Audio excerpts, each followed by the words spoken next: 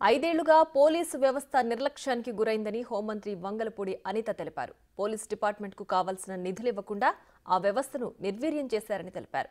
ఏపీకి police academy, grey hounds academy లేదన్న అనిత తమ హయాంలో అన్ని ఏర్పాట్లు చేస్తున్నట్లు తెలిపారు. జరగడం అనేది ఖాయం జరగాలి, నేను దానికి ఒప్పుకుంటా. ద సేమ్ టైం కొంతమంది ఇప్పుడు సీసీ క్యామ్స్ ఉన్నాయి. లాస్ట్ టైం మనం ఏం చేసాము, ఎలక్షన్ టైంలో ఎలక్షన్ కమిషన్ మనకి ఎలక్షన్ జరుగుతున్నంతసేపు సీసీ క్యామ్స్ అన్నాయి. నిన్న అక్కడ ఎక్స్ఎంఎల్ఏని అరెస్ట్ చేసింది కూడా సీసీ క్యామ్స్ ఫుటేజ్ బేస్ చేసుకున్నాయి కదా. సో అలాంటి సిస్టమ్ని కూడా ఈరోజు మనం రెగ్యులర్ దానికి అడాప్ట్ చేసుకోవాలి, రెగ్యులర్ పోలీస్ సిస్టమ్కి అడాప్ట్ చేసుకోవాలి. కొంచెం ఇబ్బందికరమైన ప్రదేశాల్లో సీసీ క్యామ్స్ పెట్టుకోవడం, కానీ దాని monitoring control room, already control rooms ఉన్నాయి. కొత్త ఎస్పీ ఆఫీసర్స్ తప్పించి మిగతా వాటన్నిటికీ కూడా కంట్రోల్ రూమ్స్ ఉన్నాయి. కాకపోతే లాస్ట్ 5 సంవత్సరాలు సీసీ క్యామ్స్ పనిచేయడం మానేసినాయి, ఫింగర్ ప్రింట్ స్కాన్ పనిచేయడం మానేసినాయి. అంటే అనకూడదు కానీ అధ్వాన స్థితిలో ఉంది. కంపల్సరీగా ఒక ఉమెన్ ప్రొటెక్షన్ గురించి, at the same time ganja drugs గురించి లాస్ట్ టైం అనుకున్న ఒక టోల్ ఫ్రీ నెంబర్ కూడా ఇమీడియట్గా మనం కూడా దానికి రెడీ చేసుకుని స్టేట్ అందరికీ ఒకటే టోల్ ఫ్రీ నెంబర్ కూడా మనం చేసుకోవడానికి కూడా రెడీ అవుతున్నాం. రెడ్ బుక్ అంశంపైన హోంమంత్రి స్పందించారు. అది కక్ష సాధింపు చర్య కాదని, తప్పు చేసిన వారిని మాత్రం ఉపేక్షించబోమని అన్నారు. పార్టీ అధినేత మాట మేరకు ఎన్డీఏ కార్యకర్తలు సంయమనం పాటించారని, చట్టాన్ని ఎవరు చేతుల్లోకి తీసుకున్నా ఊరుకోబోమని అన్నారు అనిత. నేషనల్ క్రైమ్ రిపోర్ట్ ప్రకారం గంజాయి, మహిళల మిస్సింగ్ నేరాల విషయంలో టాప్ 3 ప్లేస్లో ఏపీ ఉన్నట్లు హోంమంత్రి తెలిపారు.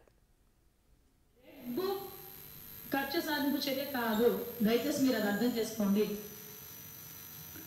రెడ్ బుక్ అన్నది ఎవరైతే లాస్ట్ గవర్నమెంట్లో పని చేయలేదో సక్రమంగా యాజ్ పర్ రూల్, చాలా క్లియర్ ఇవ్వనండి, యాజ్ పర్ రూల్ ఎవరైతే వర్క్ చేయలేదో, ఎవరైతే అనవసరంగా అక్రమంగా తెలుగుదేశం పార్టీ కార్యకర్తల మీద కానీ, జనసేన బీజేపీ కార్యకర్తల మీద కానీ కేసులు బనాయించారో, ఇబ్బంది పెట్టారో, అది రెడ్ బుక్. కక్ష సాధింపు అన్నది మేము మొదలు పెట్టాలంటే డే ఫస్ట్ నుంచి స్టార్ట్ చేయాలి. మా అవసరం ఉండదు, కార్యకర్తలు బయటకు వచ్చేస్తారు. కానీ ఒక్కటేంటంటే ఎన్డీఏ కార్యకర్తలందరూ కూడా కడుపులో ఎంత వాదున్నా, ఎంత కసున్నా, వాళ్ళు లాఠీ పెట్టి కొట్టిన పోలీసు ఎదురుగా కనిపిస్తున్నా కూడా కేవలం చంద్రబాబు నాయుడు గారి మాట బేస్ చేసుకొని వాళ్ళు ఇది చేస్తారని నేను చెప్పట్లేదు. కానీ నాయకుడి మాటకి ఆ వాల్యూ ఇచ్చారు. వైజాగ్ సిపి ఆఫీస్ తాకట్లో ఉంది. ఆ సిపి పరిస్థితి, నేను డబ్బులు కట్టలేదు అనుకోండి, ఏదో ఒక రోజు వచ్చి నోటీస్ అంటిస్తారు సిపి ఆఫీస్కి. ఎక్కడికి వెళ్ళిపోతాడు సిపి పెట్టుబడి పట్టుకొని? ఈరోజు సిచ్యువేషన్ అంత దారుణంగా ఉంది. ఈ టైంలో అలాంటి కొట్టా, ఈడిని కొట్టా, ఆడిని చంపా, ఈడిని చంపా, అది అవసరమా? గత ప్రభుత్వ హయాంలో ప్రభుత్వ ఆఫీసులను కూడా తనఖా పెట్టారని, అందులో చాలా వరకు పోలీస్ భవనాలున్నాయని హోంమంత్రి అన్నారు. ఆర్థిక వ్యవస్థను గాడిన పెట్టాల్సిన అవసరం ఉందని హోంమంత్రి వ్యాఖ్యానించారు. కలెక్టర్ ఆఫీస్ తాకట్లో ఉంది, సిపి ఆఫీస్ తాకట్లో ఉంది. అలా ఒకసారి రాష్ట్రం మొత్తం డిపార్ట్మెంట్ వాళ్ళు ఒకసారి చెక్ చేసుకుంటే ఎన్ని పోలీస్ స్టేషన్, ఎన్ని సిపి ఆఫీస్, ముందు ఇదేనా, ఈ బిల్డింగ్ ఉందా లేదో చూడాలి, ఒకసారి తాకట్లో ఉందా లేదో. నిజమండి, ఒకసారి చెక్ చేసుకోవాలి మనం కూడా.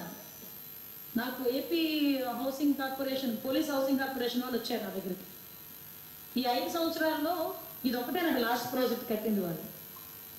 వాళ్ళకి ఏదైనా కన్స్ట్రక్షన్ ఇస్తే 5% తీసుకొని వాళ్ళు